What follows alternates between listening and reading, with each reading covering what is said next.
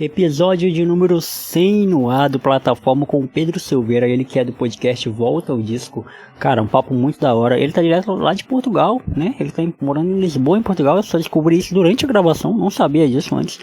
E ele contou um pouco pra gente como é que foi criar o projeto Volta ao Disco, né? Como é que nasceu essa ideia. Ele contou mais sobre seus gostos musicais. A gente falou em muita coisa que vale a pena você conferir. Mas antes de ir pro episódio, aquele recadinho de sempre, né? Na verdade são dois recadinhos. Primeiro se você tá ouvindo isso aqui pelo Spotify, você pode classificar o nosso podcast até 5 estrelas, dando 5 estrelas pra gente, vai ajudar muito. E se você não segue a gente aí no Spotify. Se você tá pelo YouTube, você já sabe o que tem que fazer, se inscrever no canal, deixar o like, deixar um comentário. Se você tá por outro agregador, faz aí o que tem que fazer também. Segue a gente nas redes sociais, @teólogo de quinta, @Jonathan Fernandes Original.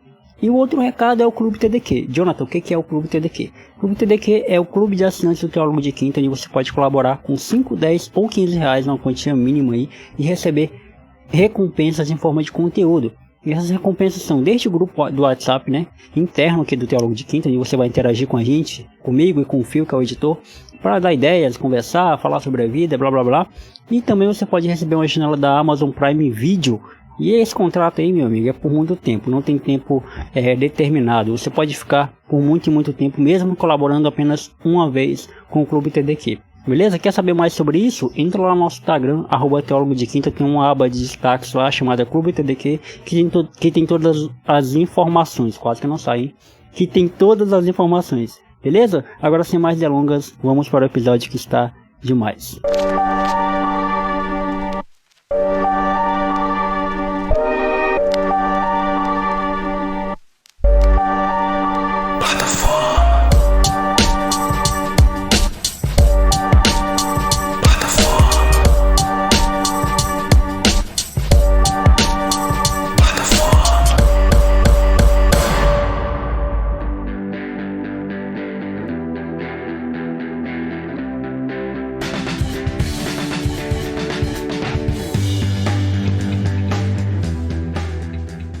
Fala galera, me chamo Jonathan Fernandes, está na plataforma de número 100.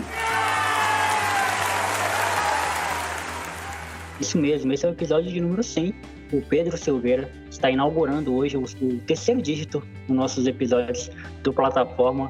E quase que a gente não consegue gravar aqui com nossas agendas desconexas, no tempo corrido também, mas até que enfim nós conseguimos. E eu tô com esse cara aqui, que ele é muito genial naquilo que ele faz.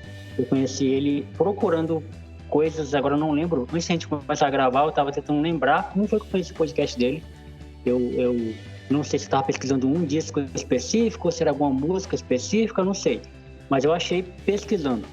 E é ele, Pedro Silveira, do podcast Volta ao Disco. Pedro, muito obrigado por você ter aceitado o convite. Se apresente pra galera, pra quem não te conhece. E obrigadão.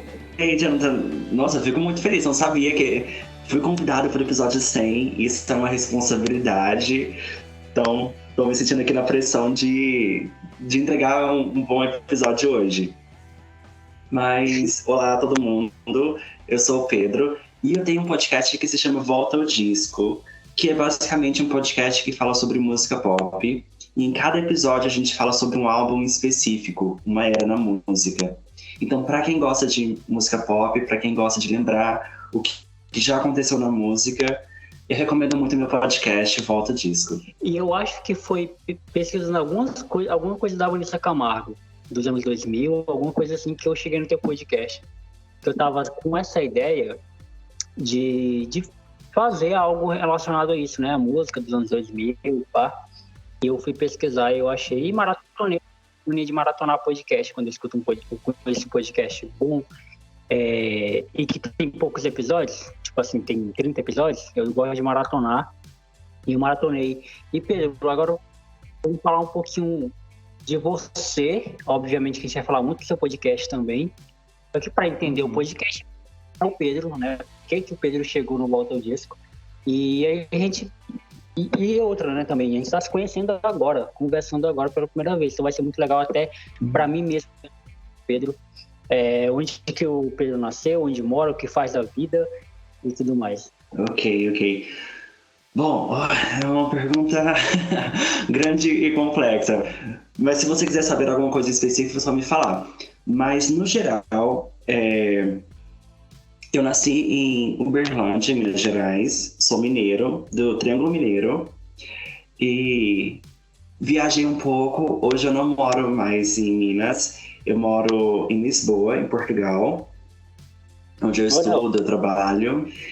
E é isso, eu nasci e vivi em Uberlândia. E a música sempre teve muito presente na minha vida, por isso que depois eu cheguei a ter o podcast. A gente pode falar depois como que a gente chegou no Volta Disco. Mas é basicamente isso. Só um menino do interior de Minas Gerais com grandes sonhos. vou me assumir assim. Nós já temos um outro assunto muito, muito legal nesse ponto, nesse meio aí, que é Lisboa, né? Como é que você foi parar em Lisboa? Sim. Como é que eu fui parar? Bom, eu sempre tive o sonho de morar fora. Eu viajei para fora em 2017. Eu fiz uma viagem para alguns países aqui na Europa. E eu fiquei encantado, porque foi a primeira vez, assim, o primeiro ano que, em 2017, que eu viajei de avião pela primeira vez. E eu tive todo esse encanto pelo mundo europeu, que era tudo diferente, costumes diferentes, as coisas que eu via nos filmes. E eu falava, poxa, eu quero dar um jeito de morar ali, nem que seja por um tempo. Uhum. E, baseado, assim, na minha formação, eu vim procurando oportunidades que me levassem, que me trouxessem aqui para a Europa. Então foi o que eu fiz. Então hoje eu estou em Lisboa porque eu estou fazendo mestrado. Eu faço mestrado em ensino de português para estrangeiros, porque a minha formação é em letras. Então eu pensei, poxa, se eu quero morar fora e se eu quero trabalhar como professor, eu acho que a melhor maneira de fazer isso é ensinando a minha língua. Então, por isso que eu vim para cá, para Lisboa, para ter uma outra perspectiva sobre o português e ter uma oportunidade de ter essa experiência vivendo na Europa e de amadurecimento pessoal também, eu diria. É uma experiência diferente. Cara, você tá há quanto tempo aí já morando em Portugal? Eu cheguei aqui em setembro do ano passado. Eu deveria ter vindo, na verdade, em 2020, mas por causa da pandemia, eu adiei um pouco os meus planos e cheguei aqui no final do ano passado. Então tem pouco tempo ainda, mas ainda estou no processo de ajustamento, assim. Estou me ajustando a todas as mudanças. É a primeira vez que você mora fora do Brasil? Morar definitivamente, morar e pagar imposto e fazer toda essa coisa de morar, é a primeira vez. Mas eu vivi, entre aspas, na Itália durante 3 meses. Em 2017, eu fui para a Itália para estudar italiano, mas agora, assim, um tempo maior, um período maior, tá sendo agora. Da hora. Cara, e assim, eu imagino que tem um amigo meu que está nesse processo também de querer ir para fora do Brasil, mais especificamente para Portugal. Ele estava falando para mim, tipo, sobre isso, né? Sobre essa coisa de mudar de país, embora seja... e você pode falar com mais propriedade sobre isso, né? Embora seja português, mas português de Portugal é outra coisa, né? É outro idioma. Você vai para Recife, se o cara falar muito rápido, você não entende o que o cara tá falando. Imagina se você for para país, né? Por exemplo, você vai para o Rio Grande do Sul. Tem um cara lá do Rio Grande do Sul que tem um sotaque muito forte que você não entende. Então, principalmente Portugal. Mas não só a língua, também a questão do lugar, cultura, tudo mais. Como é que tem sido noção para ti, assim, nesse sentido? Então, em relação à língua, realmente, no início, assim, é um pouco complicado. Eu lembro que nas minhas primeiras aulas na universidade, por exemplo, eu sentava na frente porque eu não conseguia entender os professores. Era nesse nível, assim, para mim. Então, foi um período de adaptação. Eu lembro que as pessoas, às vezes, falavam alguma coisa e eu demorava a entender, mas é um processo de 2 mãos, na verdade. Tanto pra gente entender eles, quanto para eles entenderem a gente. Porque por mais que a gente ache que o nosso português brasileiro é mais fácil de entender, é mais devagar, a gente pronuncia melhor as palavras, para eles é também um desafio. Então eu acho que, assim, eu não tive nenhum problema em relação a isso. mas eu acho que a gente vive num acordo aqui. Porque, como tem muitos brasileiros, a gente vive nesse acordo de tentar se entender. E essa onda de música brasileira irem para aí, ela tem um ponto de convergência, tipo assim, por que tá todo mundo querendo ir para Portugal? Porque é melhor de morar aí, mas é melhor em que sentido? Bom, sobre a música. Ok, duas perguntas em uma, peraí. Posso falar sobre música rapidinho e depois eu falo sobre por que tá todo mundo vindo para Portugal. Música, primeiro, que a música brasileira é o nosso patrimônio. Desde da Bossa Nova, a gente está exportando a música brasileira. Então, aqui em Portugal, eles consomem muita música brasileira. Nesse tempo que eu estive aqui, eu já fui em mais shows de cantores brasileiros do que quando eu morava no Brasil. Porque todo mundo que você imagina, que todo mundo que faz sucesso no Brasil tá vindo fazer show aqui. Então, sei lá, esse mês tem Roupa Nova, tem Marina Sena, tem Duda Beat, tem todo mundo que tá fazendo sucesso tá vindo pra cá. Agora, sobre a questão das pessoas, dos brasileiros virem pra cá, é uma questão, eu vejo, mais econômica. A gente quer viver uma vida mais justa, eu diria, menos difícil. Então, as pessoas querem ter uma vida de maior qualidade, terem empregos que pagam um salário que você tenha um poder de compra.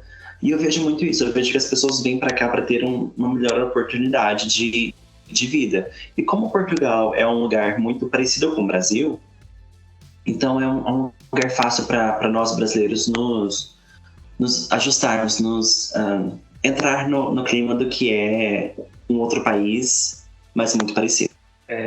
Real. Sem contar que a Europa também, né? Eu acho que o status, assim, de estar morando na Europa deve ser um objetivo que muita gente já almejou na vida, né? Deve ser muito da hora também. Sim, e aí... sim. Morar na Europa tem toda uma experiência, porque são países diferentes, que são muito perto, muito fácil viajar de um lugar para outro. Então é uma experiência que realmente, quando você chega aqui e você, por exemplo, você tem a nacionalidade portuguesa, a cidadania portuguesa, você pode morar em qualquer outro país depois. Então é realmente uma porta de entrada. Eu gravei com os meninos que moraram na Bélgica, o João, o Leandro, que eles também têm um podcast, inclusive, e eles falaram, velho, que na Europa muito perto, assim, tipo, para você visitar 2, 3 países, assim, uma facilidade incrível, porque você pode pegar um carro e uma viajada, assim, pelos países, né, assim, coisa que aqui na América do Sul, mais precisamente, que é onde a gente tá, não é tão simples, né? Sim, pois é. Tem toda uma facilidade aqui, mas a gente tem que pensar que o nosso país é um país de tamanho continental. Então, fazer essas viagens, fazer as viagens, por exemplo, de Minas para São Paulo, é a mesma coisa de estar viajando, por mais que seja perto, é a mesma coisa de estar viajando de um extremo de um país para outro aqui. Então, as nossas condições são um pouco diferentes. E tem também a condição econômica, que viajar dentro do Brasil, se você não faz o percurso comum, por exemplo, para mim, São Paulo, fica muito caro. Sim.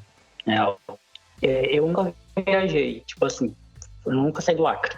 Eu acho que, uma impressão de quando eu fui para o município aqui de Rondônia, quando eu era muito criança, eu fui para Extrema, mas não conta muito porque...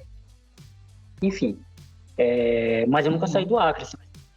Meus amigos já viajaram e tal, e assim, os meus amigos, né? Eu vou falar, tipo assim, pessoas da minha condição de faixa etária de grana.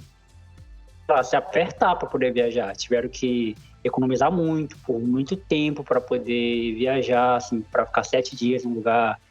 Então, realmente, é muito caro. E é caro não só para quem não tem muitas condições financeiras, mas é caro também para quem tem, porque eu tenho amigos, sei lá, de classe média que também fica procurando promoção, assim, para viajar, sabe?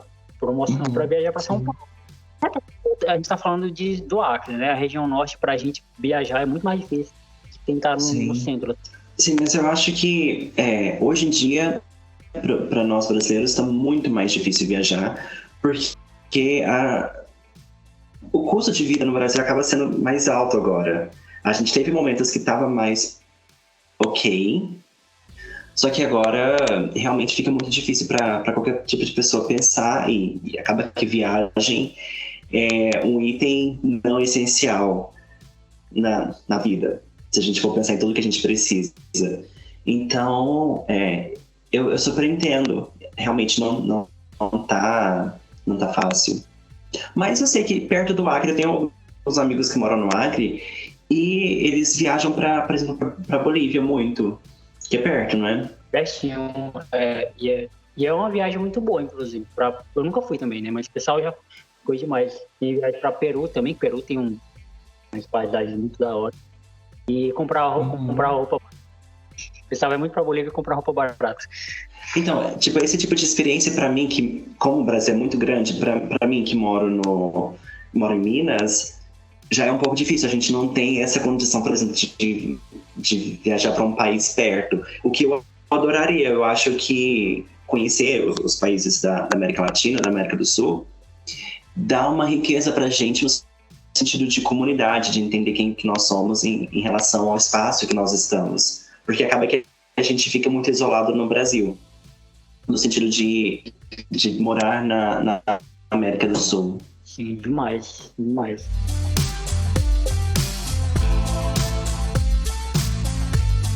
Pedro, como é que você... Agora vamos falar um pouco do podcast, do Volta ao Disco. Mas você chegou... Você já falou, né, que desde criança que E assim, eu também, a música tá muito presente na minha vida. E assim, outra coisa que tá muito presente na minha vida são as músicas dos anos 2000. Porque foi a minha infância e minha adolescência, né? Mais especificamente 2008 a 2010. Foi a minha infância e minha adolescência naquele período. Então, 2000 eu tinha 4 anos, né? O ano do milênio, né? Na verdade, do milênio. E aí, quando eu ouvi você falando de Vanessa Camargo, eu falei, caraca, Vanessa Camargo, velho. É minha infância e minha adolescência total. Na verdade, como é que surgiu a ideia de gravar um podcast? O podcast, você pensa em um canal no YouTube, porque tem muita gente que começa primeiramente um canal no YouTube, né? Com você não foi assim? Bom, eu sempre gostei de falar sobre música pop. Eu sempre tenho um grupo de amigos que a gente sempre falava sobre, sei lá, sobre os álbuns, sobre os lançamentos, sobre o que já tinha acontecido. Então era uma coisa que eu sempre gostava e eu sempre tinha uma vontade de fazer alguma coisa em relação a isso. Eu cogitei por um tempo fazer YouTube antes do podcast, mas eu tenho um problema que, primeiro, vergonha absoluta. Eu tenho preguiça de aparecer assim nas redes sociais, eu esqueço que eu tenho rede social às vezes. E sei lá, era um trabalho muito grande para uma coisa que eu não tinha disposição. Eu queria fazer uma coisa mais por prazer. E por isso que eu encontrei essa maneira de trabalho, entre aspas, mas uma maneira de fazer uma coisa mais tranquila, que foi podcast. Então, durante a pandemia, 2020, eu falei assim, vou fazer tudo nesse momento, que eu tinha mais tempo, que todos os meus trabalhos tinham sido mandados embora, tava tudo assim no ar. Eu falei assim, eu vou aproveitar esse tempo para fazer coisas que eu sempre quis fazer e eu nunca tive tempo para fazer. E foi aí que surgiu a ideia do podcast. Eu mandei mensagem para minha amiga Lucas, que começou o podcast comigo em 2020, e falei para ela, amiga, eu tenho uma ideia de um podcast sobre música pop, a gente falar sobre música pop, sobre os álbuns, e a ideia inicial era falar somente sobre os primeiros álbuns. Essa seria a ideia do podcast. E ela falou, me interessa, me manda uma proposta.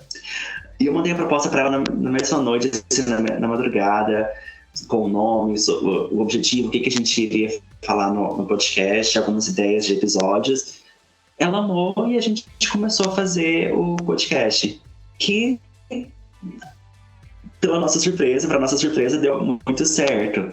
A gente começou fazendo os episódios em 2020, e eu lembro que na primeira reunião que a gente teve, a gente falou assim, imagina se a gente pudesse chamar alguém famoso para participar, alguém diferente.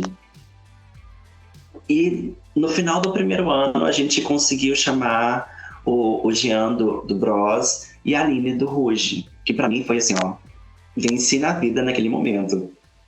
E desde então, a gente vem conquistando cada vez mais bons frutos com o podcast, a gente vai alcançando mais pessoas, vai criando uma relação com as pessoas. Eu gosto disso, de que as pessoas vêm conversar comigo e falar sobre o episódio. Eu gosto dessa troca. A Lucas não tá comigo mais agora. Ela deixou o podcast em 2021, no começo de 2021. Mas eu sigo como um projeto solo, como só eu apresentando, mas com os convidados. E é isso. Vou falando sobre música. E é isso que eu sempre falo pra galera, velho. Aí eu consigo dar feedback, né? Porque, por exemplo, meu primeiro ouvinte, tipo assim, o primeiro ouvinte que mandou mensagem pra mim, que eu não conhecia, que não era meu amigo, que não era amigo dos meus amigos, que não era ninguém do currículo, né? De amizade. E eu falei, cara, assim, 20 me ouvindo, com um cara da Angola. Ele é brasileiro. Foi o primeiro cara que me mandou e-mail. Assim, eu comecei o podcast em 2018, então isso foi em final de 2018 e início de 2019, por ali. Foi quando ele mandou esse e-mail pra mim, que eu nem via meu e-mail, assim. Que eu passei a ver meu e-mail com mais frequência depois que eu recebi esse. E eu falei, cara, aquilo ali me deu um gás. Assim, se eu tivesse vontade de parar, aquele e-mail seria só. Eu falo sempre isso pra galera, incentivem os seus amigos, porque isso faz uma diferença enorme na vida deles. Principalmente se tratando de podcast, que é uma mídia, podcast em áudio, né? Na verdade, existe podcast em áudio, não existe podcast de outra forma. Eu encontro pessoas incríveis na vida, me interessa, mando um álbum e converso com elas e viram uma conversa. E já o seu não, você tem que ouvir o álbum, você tem que pesquisar, você tem que, sei lá, tirar críticas daquilo ali. É óbvio, é gostoso também porque você tá fazendo algo que você gosta, mas não deixa de ser trabalhoso, né? E quando alguém que te manda um retorno dizendo, olha, tá legal, continua, você fez do artista que eu gosto, faz de artista tal, faz de fulano, cara, isso é muito enriquecedor. Sim, sim. Eu amo essa troca. E recentemente, assim, a gente tem uma troca de que as pessoas se sentem confortáveis em me mandar mensagem no Instagram, ou mesmo eu posto os episódios no YouTube também. Então no YouTube é mais fácil porque as pessoas deixam nos comentários o que elas acham, se elas concordam, discordam com a minha opinião. Então é uma conversa mais legal, assim. Eu gosto de ter esses canais. É uma pena, assim, que no geral as plataformas de podcast, elas não permitem que a gente tenha essa conversa através da plataforma, que o YouTube permite. Mas, assim, as outras plataformas, infelizmente, a gente não tem esse momento de retorno, de conversar com quem está escutando a gente. Mas a gente tem uma ideia, por exemplo, com o número de ouvintes. Então as pessoas gostaram desse tipo de conversa, as pessoas gostaram desse tipo de artista. No mínimo, a gente tem uma resposta. Real. Eu ouvi quando você gravou com a minha do Ruge. Caramba, Ruge é uma outra girl band, assim, que, inclusive, a gente tá gravando isso numa quarta, então ontem, na terça-feira, eu gravei o podcast dessa semana, né, então de quinta, que vai ao ar quinta-feira. E eu falei das músicas dos anos de 2002, foi o ano do Pente, o mundo era 2002. E aí, eu até falei, né, no episódio, que não vai ter girl band brasileira, sempre não vai ter. Pode tentar criar, pode tentar fazer, pode tentar. Não teve e não vai ter. Eu super concordo, mas é porque o Ruge, ele foi uma coisa diferente. E eu acho que hoje em dia não aconteceria mais, porque não tem a mesma estrutura da época. Porque o Ruge foi um caso muito diferente, porque as meninas foram descobertas através de um reality show. Então as pessoas viram aquilo acontecendo. E não só isso, mas as meninas tinham toda uma equipe de marketing que não acontece nos reality shows hoje. Se você participa, por exemplo, do The Voice, não tem o interesse da Globo, por exemplo, que você seja um sucesso. O interesse é que o programa renda, que seja líderes de audiência, mas o que você faz a partir do momento que você ganha o The Voice não é do interesse da Globo, não é o que a Globo quer vender. Mas no caso do Ruge e do Bros, foi diferente, porque era do interesse do SBT, da gravadora, que aquele produto rendesse. Então foi por isso que foi assim, o estouro naquela época, porque foi enorme, assim, o que aconteceu. De Ruge na televisão, na rádio, e os produtos licenciados que elas tiveram. Então, assim, tudo o que aconteceu no Ruge foi uma coisa que eu também concordo com você, não vejo acontecendo de novo no Brasil. Não, era caderno, era figurinhos, né? Do Ruge, assim, eu lembro da... Não, e a coreografia também, né, velho? A coreografia, meu Deus. Aquela Sim. coreografia ali, antes mesmo de existir, já tinha Ruge fazendo a coreografia do... Sim. Como é que é o nome da música? Ragatanga. Hoje a gente tem o TikTok para trazer de volta essa questão de fazer coreografias.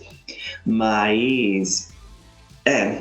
E hoje, na verdade, eu nem sei se aconteceria no nível que aconteceu lá atrás, porque o Ruge apelava muito para o público infantil. Hoje em dia, a gente não tem um público infantil que consome exatamente produtos infantis. A gente tem um público infantil que consome, por exemplo, Anitta, Ludmilla, Isa, que não são produtos, entre aspas, infantis. E outra coisa também que eu achei... É porque, assim, o Ruge naquela época, eles estavam cercados de bons profissionais, ótimos profissionais, em todas as áreas, né? Tanto na produção, como na composição das músicas. E as vozes das meninas estavam muito... Não à toa elas ganharam no concurso, porque casavam legal a voz de todas elas. E as músicas, pensaram... Cara, as músicas românticas, né? O Anjo Veio Me Falar, Sem Você, que foi trilha, né? Outra coisa que o SBT fazia muito bem, viu, que agora deu uma fraquejada, apesar de que tem muita audiência as novelas infantis do SBT, mas eles quando faziam novelas nacionais, né, produção autoral do SBT, era muito boa, principalmente por causa disso, que revelavam músicas de artistas que a gente não conhecia, enfim, né, que novelas, não só as novelas infantis, né, aquelas novelas que davam visibilidade para os artistas, que era o Ruge, aí teve inclusive já fica até de sugestão para tu gravar lá no Volta o Disco, o álbum do Leandro Lopes, eu acho que é esse o nome dele, o Ídolos, né? Sim, acho que foi o primeiro ganhador do Ídolos, não foi? Foi o primeiro ganhador do Ídolos, cara, aquele cara, ele é incrível, pô, a voz dele, e foi até emocionante quando ele ganhou, eu lembro, assim, e a música dele foi pra novela lá, Bárbara, que ganhou A Casa dos... Olha só como o SBT era um fabricante de... Sim. Então, no começo, a ideia do Ídolos era interessante, porque tinha um lado todo cômico, obviamente, dos candidatos, mas tinha uma preocupação no começo de fazer os candidatos terem uma carreira depois do programa. Isso porque, de início, a emissora, o SBT também recebia uma parte das vendagens e de tudo que o artista produzia. Mas tinha esse interesse também de fazer acontecer o artista. Não, parte... Eu acho que foi o único Ídolos, assim, foi quando era do SBT. Teve esse primeiro. Eu acho que também do Ruge, né? Lá, a gente fez com o Ruge, a gente já fez com o Bros. Vamos fazer um reality que revele mais um artista, assim. Aí quando foi pra Record, aí perdeu-se muito isso, essa coisa de visibilidade, né, pro campeão. Acabou sendo só uma vitrine mesmo pro cara participar, né? Sim, e mesmo assim, uma vitrine um pouco, assim, eu acho um pouco difícil, na verdade, porque as pessoas acabam, por exemplo, The Voice hoje, as pessoas assistem muito mais pelo momento do que no interesse de conhecer novos artistas, entende?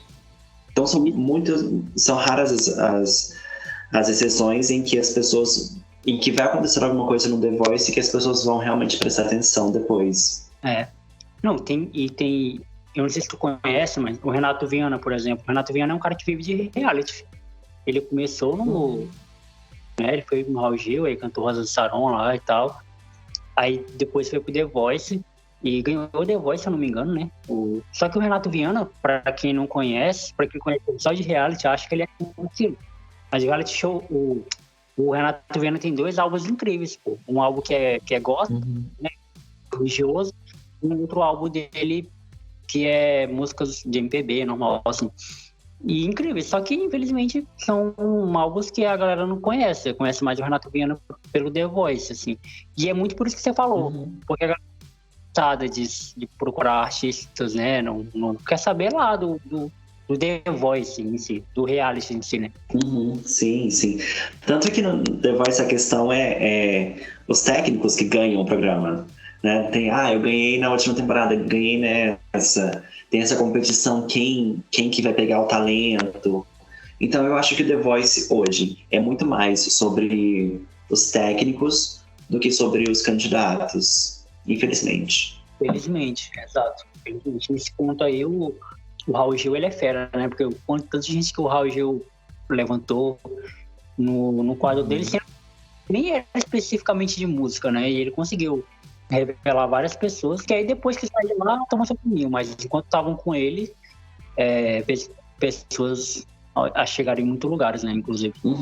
Sim, sim. Assim, pelos males e pelos bens, o Raul Gil, ele tem esse lugar de sempre dar oportunidade para artistas irem lá e cantarem e participarem dos concursos que ele organiza. E acaba sendo uma vitrine. Tanta gente passou pelo Raul Gil, a Glória Groove mesmo já passou pelo Raul Gil. Então, assim, é uma oportunidade. E, Pedro, como é que você faz para selecionar os discos? Assim, você vai muito da nostalgia? Como é que você faz para escolher os discos para fazer a pauta dos podcasts? Bom, essa é uma pergunta meio difícil, porque quando eu comecei o podcast, a minha intenção, na verdade, era fazer únicos álbuns, mas também era para falar sobre coisas meio inusitadas, coisas que eram do meu gosto. Por exemplo, eu gosto muito de música dos anos 80, então eu gosto de, por exemplo, sei lá, Cher, Culture Club, algumas coisas que não são tão populares, ok? Mas o que acontece? Às vezes, quando a gente entra nesse negócio de trabalhar com o público e fazer as coisas assim, em conjunto pro público, um tipo de conteúdo, a gente fica refém do que o público gosta, da aceitação do público. Então, eu me vejo hoje explorando mais os anos 2000 e um pouco dos anos 90, 2010 também, porque é uma coisa que as pessoas que me escutam se identificam. Mas eu sempre trago álbuns que eu me identifico. Não tem nenhum álbum que eu já falei no podcast que eu não goste. É sempre música que eu realmente escuto. Se não for uma coisa que eu não escuto, eu não faço.